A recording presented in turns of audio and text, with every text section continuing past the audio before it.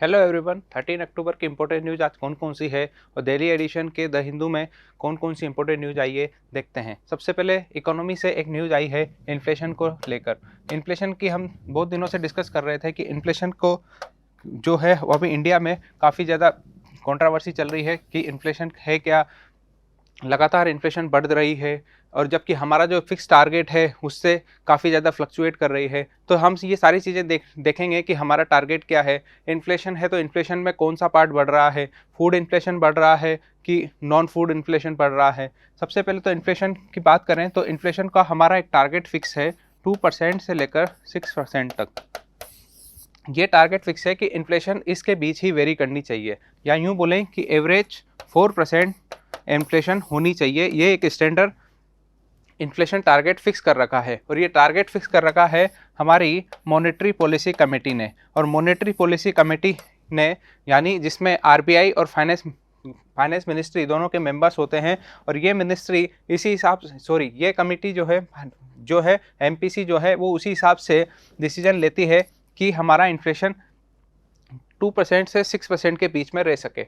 लेकिन अभी जो इन्फ्लेशन चल रहा है वो एक्सेलरेट हो गया है, जो अभी लमसम 7.41% इन्फ्लेशन की बात है और जो कि अप्रैल से सबसे हाईएस्ट है। और इसके लिए इससे ज़रूरी हो गया है कि गवर्नमेंट और आरबीआई कुछ ऐसे मेजरमेंट्स ले ताकि इन्फ्लेशन एक्सेलरेट की जगह अब डी एक्सेलरेट हो और 6% से कम हो और हमारी जो स्टैंडर्ड जो रेंज है 2 to 6% उसके बीच में आ जाए।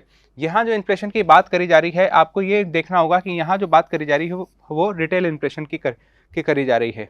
एक आती है होलसेल इन्फ्लेशन, एक होती है रिटेल इन्फ्लेशन, एक होती है इंडस्ट्रियल प्रोडक्शन इन्फ्लेशन।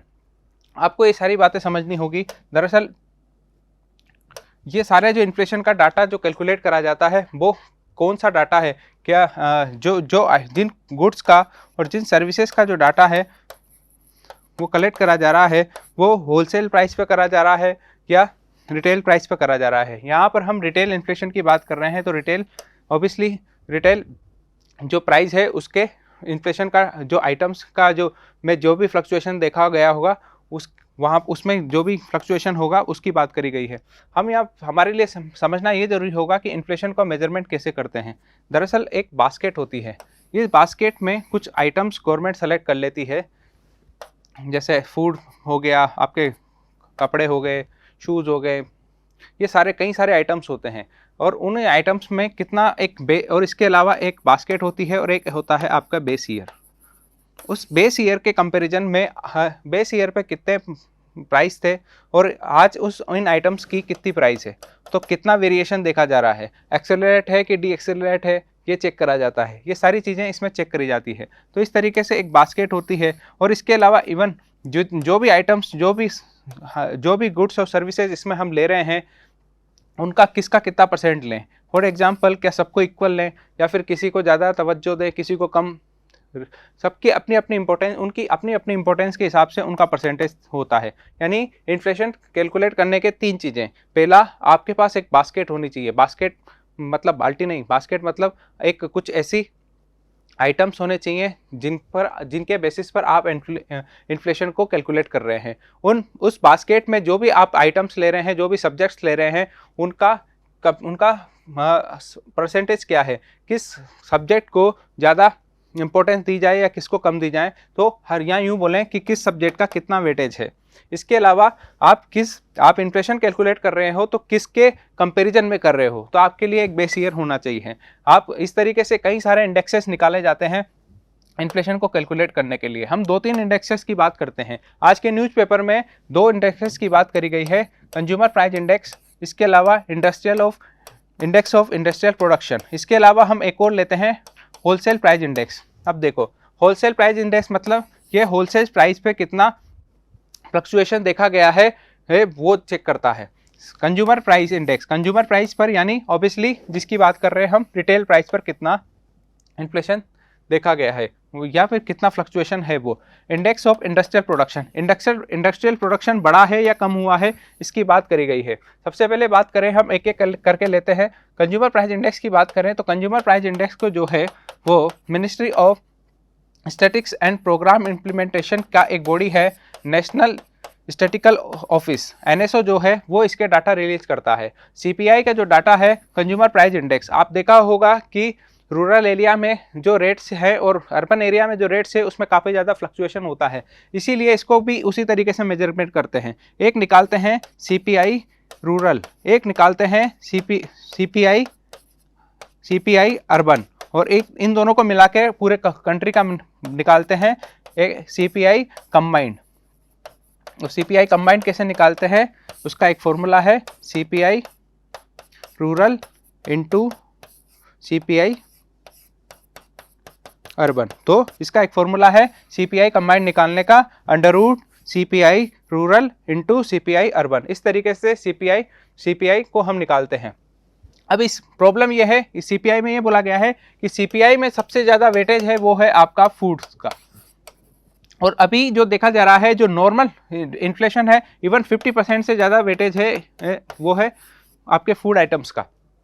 और अभी ये देखा जा रहा है कि सीपीआई में भी जो सबसे ज़्यादा इन्फ्लेशन है वो फूड इन्फ्लेशन है। ओवरऑल सीपीआई तो भले ही 7.41% हो, लेकिन फूड इन्फ्लेशन है वो इससे भी ज़्यादा है, वो लमसम 8.41% के आसपास है। और ये पूरा डाटा हमने अभी बात करी थी किसी न किसी बेस ईयर के बेसिस पर कैलकुलेट होता है। तो सीपीआई को कैलकुलेट करने का जो बेस ईयर है वो है 2012, और 2012 के कंपैरिजन में आज की रेट हम कंपेयर करते हैं। फॉर एग्जांपल ये अभी आपके जो डाटा है वो सितंबर का डाटा है, तो इसमें जो कैलकुलेशन होगी वो ये होगी कि सितंबर 2012 में फूड इन्फ्लेशन कितना था, जो आइटम्स हैं उनकी रेट कितनी थी, और आज सितंबर 2022 में कितना है, तो इसमें से इसमें कितना चेंजेज आया। तो ये बता रहे हैं अभी कि इसमें से लगभग ये पूरा फूड इन्फ्लेशन 2012 के कंपैरिजन में लगभग 8% बढ़ गया है। तो ये था आपका सीपीआई। इसके बाद एक आता है आपका डब्ल्यूपीआई। अब ओबियसली बात है डब्ल्यूपीआई में होलसेल प्राइस इंडेक्स, और इसमें जो आइटम्स होते हैं वो केवल गुड्स को ही इंक्लूड करते हैं। इसको भी क्या हमारा एनएसओ निकालता है, तो नहीं, इसका जो डाटा रिलीज जो करता है वो करता है आपके ministry of commerce and industry. Ministry of commerce and industry का जो ऑफिस ऑफ इकोनॉमिक एडवाइजर है वो ओईए जो है वो इसका डाटा रिलीज करता है। ये जो डाटा होता है वो होलसेल प्राइस को कैलकुलेट करता है, यानी होलसेल प्राइस पर कितना फ्लक्चुएशन देखा गया, क्या रेट्स बढ़ी हैं या कम हुई है। अगेन इसका भी कुछ बेस ईयर होगा, तो हाँ इसका भी एक बेस ईयर है 2011-12 इसका बेस ईयर है। अगेन एक और इन्फ्लेशन, एक और इंडेक्स की बात करी थी हमने, इंडेक्स ऑफ इंडस्ट्रियल प्रोडक्शन। अब इंडस्ट्रियल प्रोडक्शन बढ़ा है कि कम हुआ है, ये डाटा जो रिलीज करता है वो ministry of statics and programme implementation का वही एनएसओ जो है ऑफिस जो है नेशनल स्टैटिकल ऑफिस जो है वो इसका डाटा रिलीज करता है। इसमें प्राइजेस के बारे में बात नहीं करी जाती है, जिस तरीके से सीपीआई और डब्ल्यूपीआई में प्राइजेस के बारे में बात करी जाती है कि प्राइस बढ़े हैं कि कम हुए हैं, लेकिन इंडेक्स ऑफ इंडस्ट्रियल प्रोडक्शन में प्राइजेस की बात नहीं करी जाती, इसमें बात करी जाती है टोटल प्रोडक्शन की। दोनों में डिफरेंस है। यहाँ पर हम WPI CPI की तरह प्राइजेस में फ्लक्चुएशन नहीं देख रहे हैं, हम यहाँ पर टोटल जो प्रोडक्शन है उसमें कितना फ्लक्चुएशन आया ये देख रहे हैं। तो टोटल प्रोडक्ट में कितना फ्लक्चुएशन आया, तो अभी ये बोला जा रहा है कि जो अगस्त का डाटा अभी आया है, अगस्त का जो इंडस्ट्रियल आउटपुट है, मतलब अगस्त में जो इंडस्ट्रियल प्रोडक्शन है उसमें थोड़ा सा श्रिंक देखने को मिला है, यानी थोड़ा सा वो कंप्रेस हुआ है, थोड़ा जिसमें कमी हुई है। अब ये जो डाटा रिलीज करता है वो भी एनएसओ ही करता है, और इसमें टोटल प्रोडक्शन को कैलकुलेट करा जाता है, ना कि प्रोडक्शन की प्राइस को कैलकुलेट करा जाता है। ये चीज नोटिस करने वाली थी। आगे बढ़ते हैं इसमें, ये था पूरी बात। अब ये तो हर महीने अपडेट होती है, अभी सितंबर का आया है, अगली बार अक्टूबर का आएगा जब अक्टूबर खत्म हो जाएगा, इसके बाद नवंबर का। हमारे लिए जो चीज़ें थी कंसेप्ट वाली वो ये थी कि सीपीआई क्या है, डब्ल्यूपीआई क्या है, इन्फ्लेशन क्या है और आईआईपी क्या है। अगेन आगे बढ़ते हैं। हमने 2 दिन से ये कंट्रोवर्सी देख रही थी कि किस तरीके से जो तमिलनाडु के चीफ मिनिस्टर थे स्टालिन, उन्होंने गवर्नमेंट्स की जो हिंदी को प्रमोट करने के जो डिसीजंस थे उन्हें अपोज कर रहा था। अब मैं बोल रहा था आपसे कि प्रेजेंट जो गवर्नमेंट है वो हिंदी लैंग्वेज को प्रमोट कर रही है, जो कि जिसका साउथ के जो स्टेट्स हैं स्पेशली तमिलनाडु, केरला, कर्नाटक, वो सीधे सीधे अपोज कर रहे हैं क्योंकि वो नॉन हिंदी बेल्ट के स्टेट्स हैं। अब उसी का एक एग्जाम्पल, एक अपडेट आया है कि होम मिनिस्ट्री ने फर्स्ट ईयर MBBS की फर्स्ट ईयर की जो किताबें थी उसका हिंदी वर्जन लाया है। अब ये मुझे बताइए क्या ये हिंदी वर्जन की जो बुक्स हैं क्या वो जो हमारे जो साउथ के स्टेट्स हैं क्या वो उनके लिए रिलेवेंट है? ऑब्वियसली नहीं होगी, क्योंकि वो 2-3 तरीके की वो उनकी लोकल लैंग्वेज जानते हैं, तमिल, मलयालम, कन्नड़, और या फिर वो इंग्लिश को जानते हैं। इस तरीके से जो वो स्टालिन हो, चाहे वो केरला के चीफ मिनिस्टर हो, जब वो कह रहे थे कि सेंट्रल गवर्नमेंट हिंदी को प्रमोट कर रही है, तो उसी का एक एग्जाम्पल आपके सामने एक अपडेट आया है। अब वो क्यों कर रही है, तो उसकी पावर उन्हें ऑफिशियल लैंग्वेज एक्ट 1963 से मिली हुई है। ये सारी बातें हमने देख लिया था किस तरीके से 1950 में कौन सी लैंग्वेज ऑफिशियल लैंग्वेज थी, 1963 का ये एक्ट क्या था, इसमें क्या बात करी गई थी, क्या दोनों में से कौन सही है। अब गवर्नमेंट की अपनी क्या स्ट्रेटजी है वो तो आने वाले टाइम में देखने को ही मिलेगा। आगे बढ़ते हैं। एक वन टाइम ग्रांट मिला है 3 ऑयल PSUs को। दरअसल कोरोना के बाद से ही जो है वो पेट्रोल के और जो LPGs हैं, क्रूड ऑयल्स हैं, इनके प्राइजेस में काफ़ी ज़्यादा फ्लक्चुएशन हुआ है। इवन एक डाटा तो ये बोलता है कि जो 2020 का जो टाइम था, जून 2020 से आप 2 साल आगे बढ़ जाइए जून 2022 तक, तो इसमें जो LPG के जो प्राइस हैं वो 300% बढ़े हैं। 300% मतलब 3 टाइम्स हो गए हैं। अब 3 टाइम्स यदि प्राइस हो गए हैं तो ऑब्वियसली बात है जो आप एक घर पे जो LPG का सिलेंडर ले रहे हैं उसका प्राइस भी 3 टाइम्स हुआ है। लेकिन ऐसा नहीं हुआ, प्राइजेस बढ़े हैं, लेकिन हमको भी पता है कि प्राइजेस 3 गुना नहीं हुए हैं, 3 टाइम्स नहीं हुए हैं। लेकिन इस पर जो इसका जो सीधा सीधा नुकसान हुआ होगा वो साफ देखने को मिल रहा है कि जो हमारे यहाँ जो ऑयल सप्लाई कंपनीज हैं, जो ऑयल सप्लाइंग PSUs है, उनको इसका नुकसान हुआ है, क्योंकि जो इंपोर्ट LPG जो इंपोर्ट ऑयल और LPG वो कर रहे थे उसका प्राइस तो 3 टाइम्स हो गया, लेकिन जिस प्राइस पर वो सेल कर रहे थे उसमें अभी भी उन्होंने 3 टाइम्स प्राइस नहीं करे थे, वो कुछ ही प्राइस उसमें बढ़े थे। और वो इस वजह से प्राइस नहीं बढ़ा रहे थे क्योंकि उन पर गवर्नमेंट का प्रेशर था। गवर्नमेंट ने उनसे ये कह रखा था कि आप प्राइस मत बढ़ाइए, आपको जितना भी लॉस हो रहा है उसकी भरपाई हम अब ग्रांट के थ्रू कर देंगे। आज वही ग्रांट इन ऑयल PSUs को मिली है और इस ग्रांट की वैल्यू है लगभग इतनी 22,000 करोड़ रुपीस जो है इन 3 PSUs को मिले हैं। वो जो डैमेज, जो लॉस और डैमेज जो ऑयल प्राइस में इन्फ्लेशन की वजह से जो loss and damage in companies को हुआ था, उसी डैमेज को फुलफिल करने के लिए एक वन टाइम ग्रांट मिली है 22,000 करोड़ रुपीस की। तो ये था कि 22,000 करोड़ रुपीस क्यों मिला है, गवर्नमेंट का प्रॉमिस था, वही आगे इन्हें मिला है। आगे बढ़ते हैं। सिटी की न्यूज़ है, तो अगेन ये दिल्ली एडिशन है, तो ऐसा कोई काम की न्यूज़ तो आई नहीं है, लेकिन एक बॉडी का जिक्र यहाँ पर करा है। मैंने आपको कुछ दिन पहले बताया था कि NGT का जो काम है वो है, NGT जो है इन्वायरमेंटल प्रोटेक्शन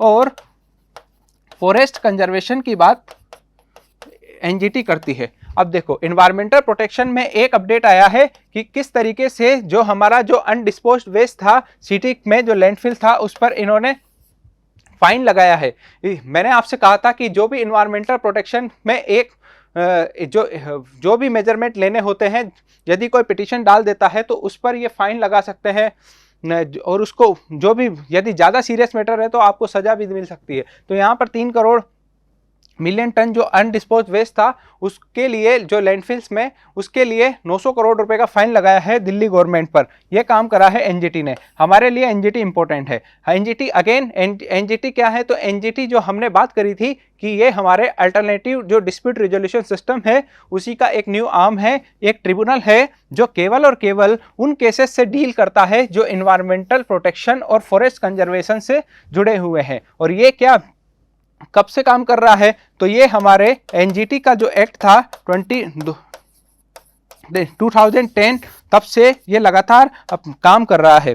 2010 के बाद से ही ये लगातार इन 2 सेक्टर्स में काम कर रहा है। इसमें अगेन जुडिशरी के मेंबर्स तो होते ही होते हैं, इसके अलावा कुछ एग्जीक्यूटिव मेंबर्स भी होते हैं, और एग्जीक्यूटिव मेंबर्स में से भी ऐसे ही किसी को उठा के नहीं बिठा दिया जाता है, बल्कि ऐसे एग्जीक्यूटिव मेंबर्स जो इन्वायरमेंटल एक्सपर्ट जो होते हैं, जिन्हें इन्वायरमेंट के सेक्टर में एक्सपर्टीज है, वो लोग एज द एग्जीक्यूटिव मेंबर इसके पार्टिसिपेट होते हैं। यानी ये जुडिशरी और एग्जीक्यूटिव दोनों इसके मेंबर्स होते हैं। इसका एक चेयरपर्सन होता है, लेकिन वो चेयरपर्सन केवल जुडिशियल सिस्टम से ही आ सकता है, और इसमें लमसम जो अदर मेंबर्स होते हैं वो 10 to 20 मेंबर्स इसमें दूसरे हो सकते हैं। आगे बढ़ते हैं, ये था आपका एनजीटी के बारे में। आगे बढ़ते हैं, अगेन पॉलिटिकल न्यूज़ से भरा हुआ है, ये स्टेट्स वाला पेज। तो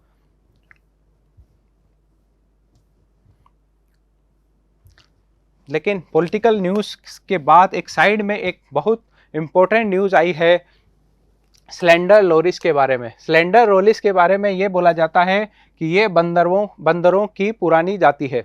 बंदरों की इस पुरानी जाति की बात करें स्लेंडर लोरिस की, तो तमिलनाडु ने इंडिया की पहली सेंचुरी बनाई है, पहली स्पीसीज स्पेसिफिक सेंचुरी बनाई है, वो भी स्लेंडर लोरिस के लिए।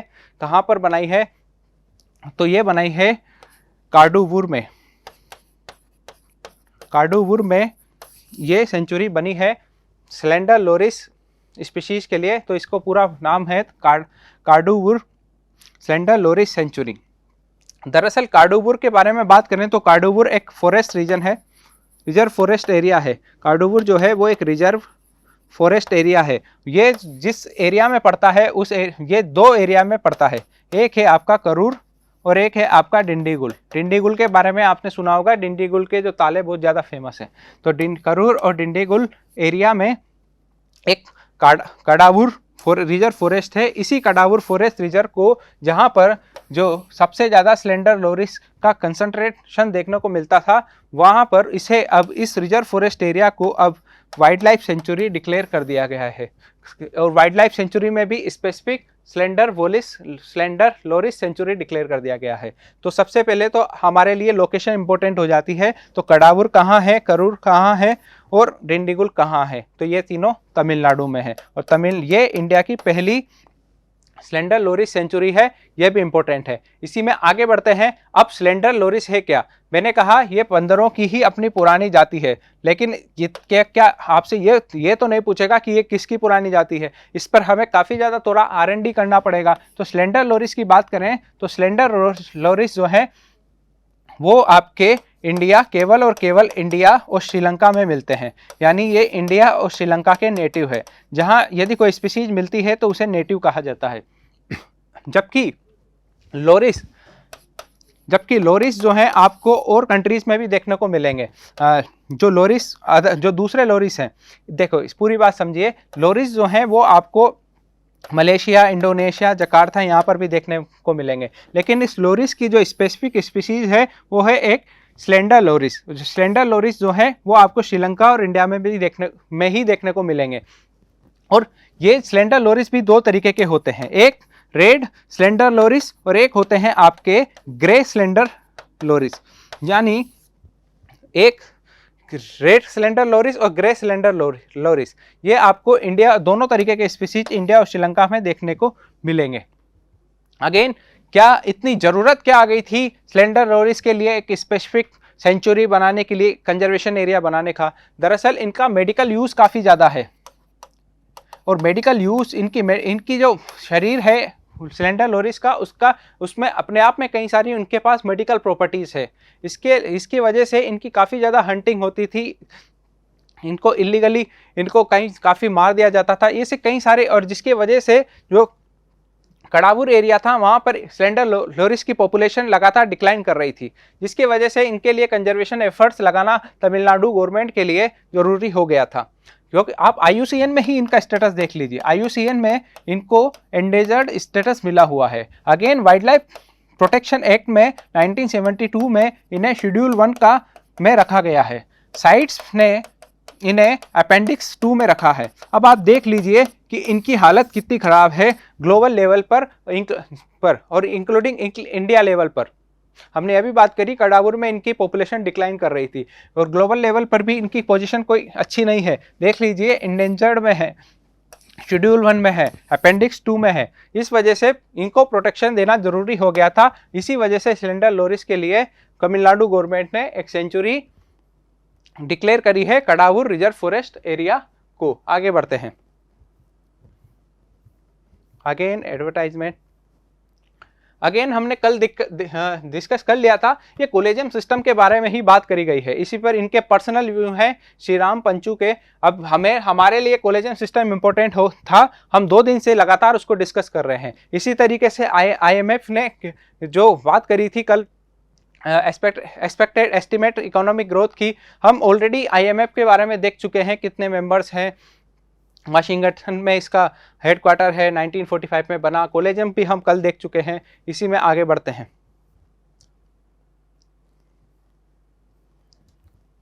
ये अगेन चाइना स्पेसिफिक न्यूज़ है इंटरनेशनल रिलेशन में। हमारे लिए आर्ट एंड कल्चर से एक न्यूज़ आई है कि चोला एम्पायर के बारे में बताया गया है। चोला एम्पायर को जब भी क्वेश्चन पूछा जाता है तो चोला एम्पायर के लिए सबसे ज़्यादा जो चांसेस होते हैं वो चोला टेम्पल्स से होते हैं। इवन आप खुद देख लीजिए, आप खुद इसको एनालाइज करिए। जब मैंने ये बात कही आपसे कि चोला एम्पायर में जो सबसे ज़्यादा इंपॉर्टेंट है, सबसे ज़्यादा चांसेस होते हैं, तो वहाँ की जो टेम्पल्स हैं, चोला टेम्पल्स, उनके सबसे ज़्यादा चांसेस होते हैं। इसीलिए यहाँ पर भी बात इन्होंने चोला एम्पायर की करी है। तो किसी चोला एम्पायर में किसी राजा का फोटो नहीं दिया गया है, किसी किंग का फोटो नहीं दिया गया है, बल्कि एक टेम्पल का ही फोटो दिया गया है। इनकी इंपॉर्टेंस आप खुद देख लीजिए, पेपर वाले भी इसकी इंपॉर्टेंस समझते हैं। तो एक बृहदेश्वर टेम्पल है तंजावुर में, इसके अलावा कई सारे हैं, गंगाईकोंड चोलपुरम है, बृहदेश्वर हैं। ये 2-3 टेम्पल तो काफ़ी ज़्यादा इंपॉर्टेंट है, बृहदेश्वर टेम्पल, तंजावुर और गंगाईकोंड चोलपुरम टेम्पल। हमारे लिए ये आप ये इमेज देख रहे होंगे, हम नॉर्थ इंडिया से हैं तो हमारे लिए ये चीज़ें कुछ सरप्राइज वाली होती है। ये कुछ पिरामिड के टाइप में इनका ये जो शिखर है, ये होता है जहाँ पर मूर्ति रखी होती है, इसको बोलते हैं गर्भगृह। जबकि गर्भगृह के ऊपर जो चीज़ें होती है वो होती है शिखर। शिखर के ऊपर एक आमलक होता है। अब यहाँ जो शिखर जो है, वो यहाँ का जो शिखर है, वो शिखर आपको हमारे नॉर्थ इंडिया के टेम्पल्स के कंपैरिजन में काफ़ी अलग दिख रहा है। ये जो शिखर है वो आपको कुछ पिरामिड दिख रहा होगा, जबकि नॉर्थ इंडिया का टेम्पल यदि हम बनाएं यहाँ पर तो वो कुछ इस तरीके का बनेगा। ये आपका गर्भगृह, जहाँ पर आपके जो भी गॉड है उनका मूर्ति वगैरह लगा होता है, और इस तरीके से आपको मंदिर देखने को मिलेंगे यदि आप नॉर्थ इंडिया के मंदिर देखोगे तो। यहाँ पर ये पिरामिड स्ट्रक्चर है शिखर का, जबकि ये ट्राइंगल स्ट्रक्चर है, और इसी में ऊपर एक आमलक होता है। तो ये डिफरेंस है क्यों? दरअसल ये मंदिर जो हैं, ऐसे जो मंदिर हैं साउथ इंडिया के, उन्हें बोलते हैं द्रविडियन स्टाइल टेम्पल। यहाँ आप साउथ इंडिया में चले जाइए, सारे मंदिर आपको द्रविडियन स्टाइल के मिलेंगे, और द्रविडियन स्टाइल में जो शिखर होते हैं वो पिरामिड होते हैं। जबकि ये नॉर्थ इंडिया के जो टेम्पल्स हैं वो हैं नागर स्टाइल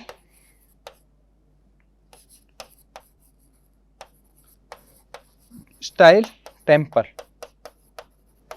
नागर स्टाइल टेम्पल, जो नागर स्टाइल टेम्पल है, इसमें जो शिखर होता है वो आपके देख लीजिए यहाँ पर ट्रायंगल के टाइप में होता है। एक होता है इन दोनों का ही कंबाइंड, उसको बोलते हैं वेसर स्टाइल टेम्पल।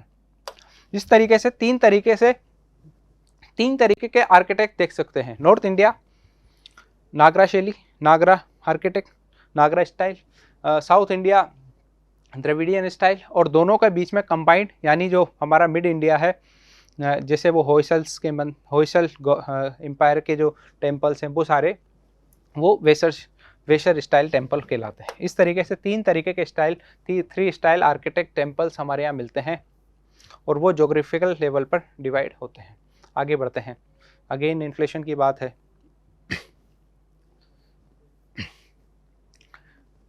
हम लोग 2 चीज़ें पढ़ते हैं पॉलिटी में, जुडिशरी पढ़ते टाइम, एक जुडिशियल एक्टिविज्म और एक जुडिशियल रिव्यू। 5 से 6 साल हो गए डिमोनेटाइजेशन को, और आज डिमोनेटाइजेशन पर आज सुप्रीम कोर्ट जागा है और पूछ रहा है सेंटर से कि आपने जिन ऑब्जेक्टिव्स के साथ नोटबंदी करी थी, डिमोनेटाइजेशन करा था, क्या वो अचीव हो गए हैं। फॉर एग्जांपल, एक था आपका choking black money, terror financing को रोकना, फेक करेंसी को रोकना, ब्लैक मनी को रोकना। क्या ये जो भी ऑब्जेक्टिव्स आपने डिसाइड करे थे, क्या वो अचीव हो गए हैं। अगेन हम तो पॉलिटी में पढ़ते हैं, सेपरेशन ऑफ पावर का कंसेप्ट पढ़ते हैं। सेपरेशन ऑफ पावर में ये बोला जाता है कि पावर्स जो हैं वो हॉरिजॉन्टली डिवाइड है।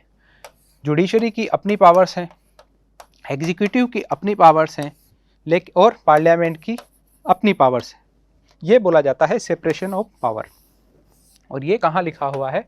ये लिखा हुआ है आर्टिकल 50 डीपीएसपी में। सेपरेशन ऑफ पावर्स की बात करी गई है। लेकिन डीमोनेटाइजेशन क्या रहा, उसका ऑब्जेक्टिव क्या है, ये सारी बातें पूछना, अब ये किससे पूछ रहे हैं? एग्जीक्यूटिव से। क्या ये सेपरेशन ऑफ पावर के अगेंस्ट नहीं है? दरअसल ऐसा नहीं है।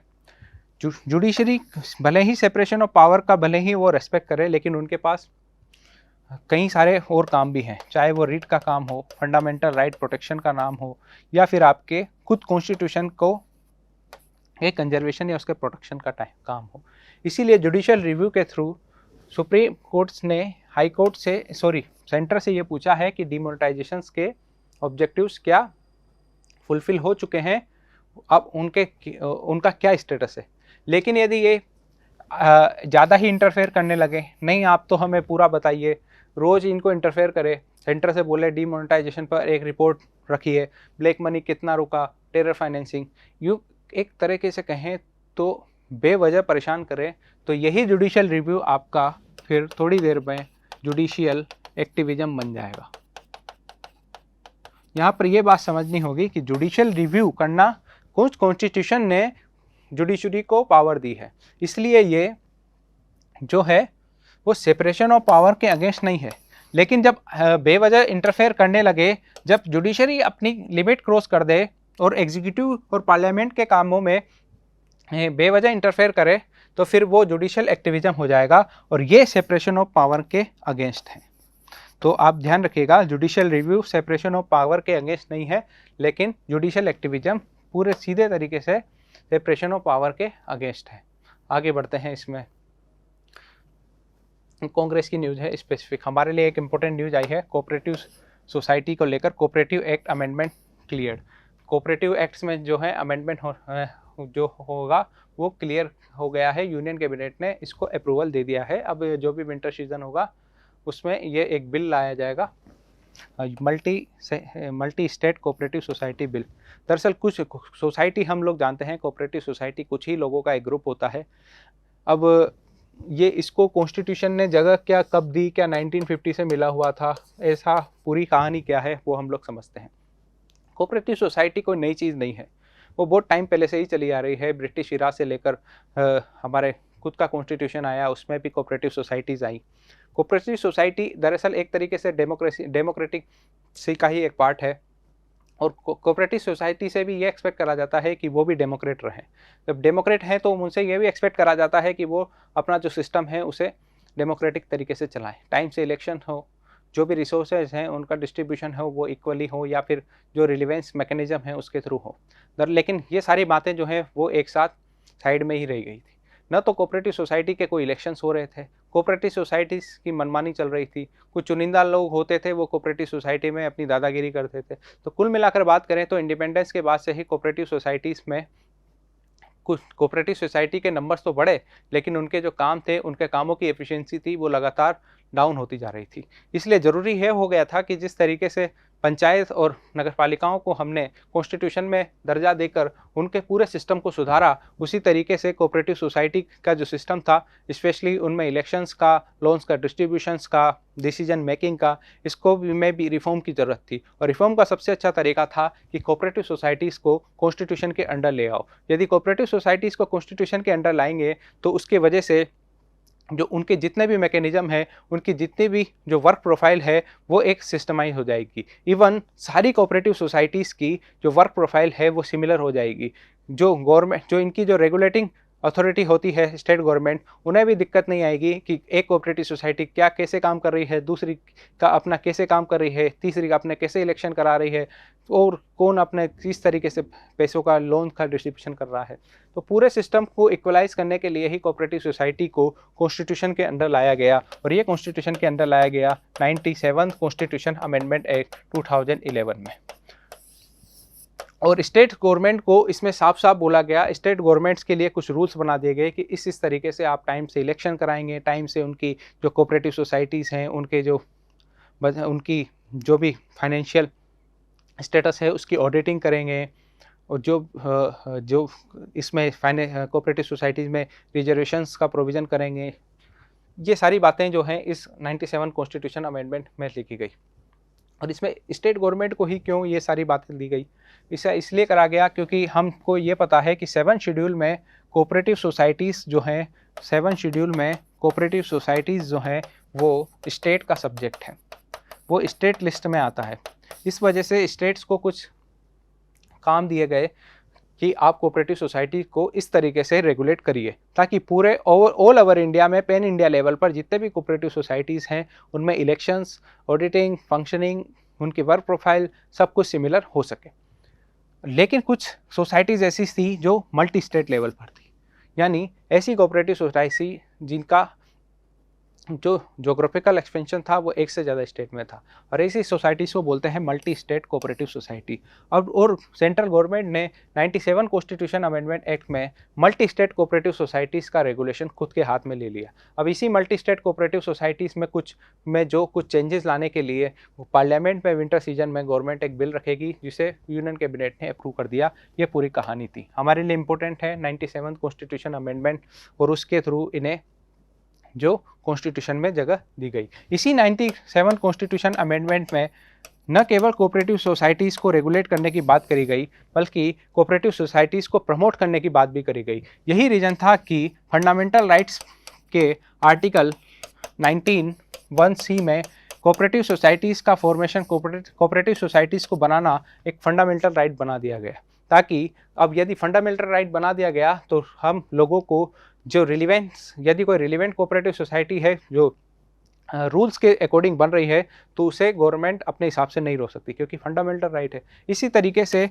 गवर्नमेंट को भी बोला कि हम डीपीएसपी में आर्टिकल 43B में कोऑपरेटिव सोसाइटीज़ को बनाने को लेकर गवर्नमेंट इसके लिए कुछ मेजरमेंट ले। इसमें डीपीएसपी के थ्रू गवर्नमेंट को भी, जो स्टेट गवर्नमेंट और सेंट्रल गवर्नमेंट को भी ये बोला गया कि आप कोऑपरेटिव सोसाइटीज़ को प्रमोट करें, और ये बात लिखी गई आर्टिकल 43B में। इस तरीके से और इसके अलावा एक और चीज़ है, कॉन्स्टिट्यूशन का जो पार्ट 9B है उसमें कोऑपरेटिव सोसाइटीज़ को रेगुलेट किस तरीके से करा जाएगा वो बात लिखी गई कॉन्स्टिट्यूशन के पार्ट 9B के आर्टिकल 243 में, और 243 में भी ZH से लेकर 243ZT तक।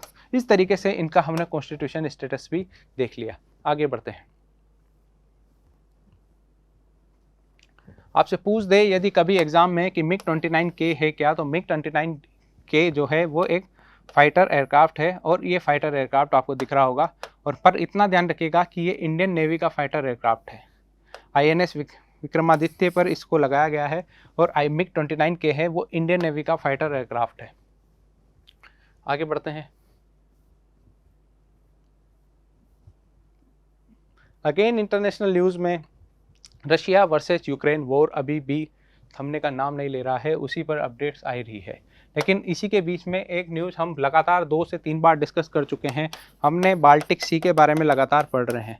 हम बाल्टिक सी की प्रॉब्लम को जान चुके हैं कि बाल्टिक सी में जो है वो गैस लीक की प्रॉब्लम आ रही है, और गैस लीक की वजह से बाल्टिक सी न केवल बाल्टिक सी का जो उस सी का एनवायरनमेंट इफेक्ट कर रहा है, बल्कि जो गैस लीक हो जाने की वजह से जो रशिया से यूरोप को जो गैस सप्लाई होती थी वो भी इफेक्ट कर रही है। अब इसी पर ये बोला है पुतिन ने कि हम रशिया जो है वो यूरोप को गैस प्रोवाइड कर सकता है नॉर्ड स्ट्रीम 2 से। तो हमारे लिए एक इम्पोर्टेंट था बाल्टिक सी, जो हम ऑलरेडी देख चुके हैं। लेकिन आपसे ये पूछ दे नॉर्ड स्ट्रीम है क्या, नोड स्ट्रीम 1 है, नोड स्ट्रीम 1 है आपकी, नोड स्ट्रीम 1 है, नोड स्ट्रीम 2 है। दरअसल नोड स्ट्रीम जो है वो गैस पाइपलाइन है जहाँ रशिया से western Europe, specially Germany, UK, इन कंट्रीज़ को, यूरोप की जो कंट्रीज़ हैं यहाँ से गैस सप्लाई होती है, उसी गैस पाइपलाइन को बोला जाता है नॉर्ड स्ट्रीम। ये ध्यान रखिएगा, नॉर्ड स्ट्रीम 1 है, नॉर्ड स्ट्रीम 2 है। तो अभी ये बोल रहे हैं कि आपको गैस चाहिए तो बता दो, नॉर्ड स्ट्रीम 2 से भेज देंगे। और यहाँ पर जिस वजह से, चूँकि गैस की सप्लाई इफेक्ट हो रही है, तो इस वजह से यूरोप में जो ऑयल के प्राइजेज हैं वो लगातार एक साथ उसमें बूम हुआ है, ये बात हमने देखी गई। यहाँ देखिए, यहाँ पर बात करी गई है Nord stream 1, Nord stream 2 pipelines. तो ये क्या है, आपसे पूछ दे नॉर्ड स्ट्रीम 1, नॉर्ड स्ट्रीम 2 क्या है, तो पाइपलाइंस है जिसमें अभी जो बाल्टिक सी है वहाँ पर लीकेज देखने को मिल रहा है। अगेन हमने ये बात पूरी डिस्कस कर ली है कि अगस्त में इंडस्ट्रियल प्रोडक्शन में कुछ श्रिंक देखने को मिला है। हमारे लिए इंडस्ट्रियल प्रोडक्शन इंपॉर्टेंट था, जो हम ऑलरेडी देख चुके हैं। इसमें आगे बढ़ते हैं। हमारे लिए ये एक वर्ड इंपॉर्टेंट है TRQ। आपको ये TRQ दिख रहा होगा। बाकी सारी बातें जो है इकोनॉमिक पेज में, क्योंकि कंपनी सेक्टर्स की स्पेसिफिक किसी पर्टिकुलर कंपनी के बारे में बातें करी गई है जो हमारे लिए इम्पोर्टेंट नहीं है, लेकिन हमारे लिए ये जो TRQ लिख रहा है वो इम्पोर्टेंट है। ये है आपका TRQ यानी टेरिफ रेट कोटा। ये सारी बातें जो है वो WTO से चलती है, world trade organisation. Tariff rate quota होता क्या है? अब तक तो हमने टेरिफ रेट के बारे में भी जानते हैं, हम कोटा के बारे में भी जानते हैं। कोटा के बारे में जानते हैं, एक कोटा क्या है, मतलब एक तरीके की सील है, इतना फिक्स कर दो कोटा। और यदि हम इंटरनेशनल ट्रेड सिस्टम में बात कर रहे हैं तो कोटा की बात करें तो कई बार जो कंट्रीज़ होती है वो इंपोर्ट करते टाइम या एक्सपोर्ट करते टाइम कोटा फिक्स कर देती है। फॉर एग्जांपल, अभी हमने बात करी थी थोड़े दिन पहले कि हमने राइस के एक्सपोर्ट पर बैन कर दिया। इसमें गवर्नमेंट ये भी फिक्स कर सकती थी कि हम राइस के एक्सपोर्ट का कोटा फिक्स कर दें। कोटा फिक्स करने का मतलब है कि केवल इतना ही राइस हमारा एक्सपोर्ट होगा। फॉर एग्जांपल 5000 मिलियन टन, इतना ही 5000 टन या 5000 मिलियन जो भी है अप्रोक्स, हम वो सपोज लेट डाटा है उसका जो भी एक्सपोर्ट है उसकी लिमिट लगा दें। कोटा मतलब लिमिट, कोटा मतलब एक फिक्स अमाउंट, इससे ज़्यादा आप ना तो, या तो जो भी है एक्सपोर्ट है तो एक्सपोर्ट नहीं कर सकते और इंपोर्ट है तो इंपोर्ट नहीं कर सकते। एक होता है टेरिफ रेट। यदि कोई एक कंट्री से दूसरी कंट्री के बीच में कोई गुड जाता है तो दूसरी कंट्री में एंट्री के साथ ही उसे कुछ टेरिफ देना पड़ता है। अब हमारे यहाँ है ये बोला गया है टेरिफ रेट कोटा। तो इसकी बात करें तो टेरिफ रेट कोटा का मतलब होता है टेरिफ रेट का भी कोटा फिक्स कर दो। फॉर एग्जांपल, यदि इंडिया को जापान से ट्रैक्टर्स खरीदने हैं, जापान के ट्रैक्टर्स काफ़ी, कुबोटा जैसे जो ट्रैक्टर्स हैं वो काफ़ी ज़्यादा फेमस हैं, यदि उन्हें ख़रीदना है और यदि गवर्नमेंट ये भी चाह रही है कि इससे इंडिया का जो ट्रैक्टर मार्केट है महिंद्रा वगैरह का ये इफेक्ट ना हो, तो गवर्नमेंट क्या कर सकती है कि जो भी ट्रैक्टर्स आ रहे हैं उन पर टेरिफ रेट को फ्लक्चुएट कर सकती है। फॉर एग्जांपल, गवर्नमेंट ये कह सकती है कि इस फाइनेंशियल ईयर में, फॉर एग्जांपल अभी फाइनेंशियल ईयर चल रहा है 2022-23, इस फाइनेंशियल ईयर में या इस fix time period, for example 6 month में, हम केवल जो भी ट्रैक्टर्स खरीदेंगे उसमें जो शुरुआत के जो 5000, कुछ भी डाटा ले लो, 5000 या 10,000 जो ट्रैक्टर्स होंगे उन पर टेरिफ रेट लगाएंगे, वो लगाते हैं फॉर एग्जांपल 10%। लेकिन इसके बाद ट्रैक्टर खरीदने की पर आप पर कोई बाउंडेशंस नहीं है, आप खरीदना चाहें तो खरीद सकते हैं, लेकिन इस 10,000 या 5,000 के बाद यदि कोई भी ट्रैक्टर आएगा तो उस पर एंट्री के साथ जो टेरिफ लगेगा वो 10% से ज़्यादा लगेगा। फॉर एग्जांपल गवर्नमेंट ने बोल दिया 30% टेरिफ लगेगा। इस तरीके से टेरिफ रेट का कोटा फिक्स कर देना, इस कोटे तक टेरिफ रेट इतना, और उसके बाद लगातार इसके बाद टेरिफ रेट आपका बढ़ जाएगा।